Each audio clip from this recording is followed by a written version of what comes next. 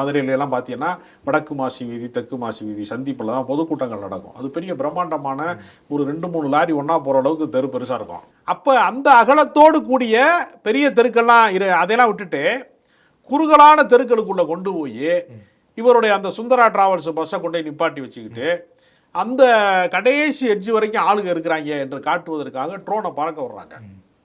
அதனால தான் ஆம்புலன்ஸ்னால உள்ளே வர முடியல. ஏன் ஆம்புலன்ஸ் உள்ள வர்றதும் வெளியில போறதும் சிரமமா இருக்குன்னா, எல்லா கட்சி மாநாடுகள்லையும் பொதுக்கூட்டங்களிலுமே ஆம்புலன்ஸ் வந்துச்சுன்னா வழிவிடுவாங்க. அது ஒரு பெரிய விஷயம் அல்ல.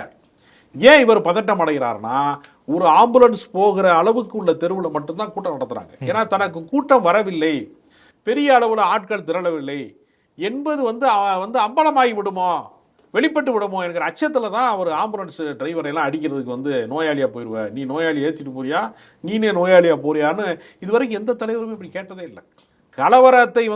கலவரத்துக்காக கட்சி நடத்துகிறவங்க கூட கேட்டதில்லை. சாதி மதத்தை வைத்து கொண்டு கலவர கட்சி நடத்துகிறவர்கள் கூட இதை கேட்டதில்லை. அவர்கள் கூட பொது வெளியில் தங்களை மனிதாபிமானம் மிக்கவர்களாகத்தான் காட்டிக் கொள்வார்கள். தனிப்பட்ட முறையில் தான் அவர்களுக்கு சாதிய வன்மமோ மதவாத வன்மமோ அவர்களுக்குள்ள விஷமத்தன்மமோ இருக்குமே தவிர பொதுவெளியில் அப்படி யாருமே காட்டிக்க மாட்டாங்க. ஆனால் பொதுவெளியில் ஆம்புலன்ஸ் டிரைவரை அடிச்சு நொறுக்குன்னு சொல்லக்கூடிய மறைமுக உத்தரவு போடக்கூடிய அளவுக்கு இனிமே வரக்கூடாது என்று சொல்லுகிற போது அதே மறுநாளே வழிமறிச்சிட்டாங்க சில நாள்.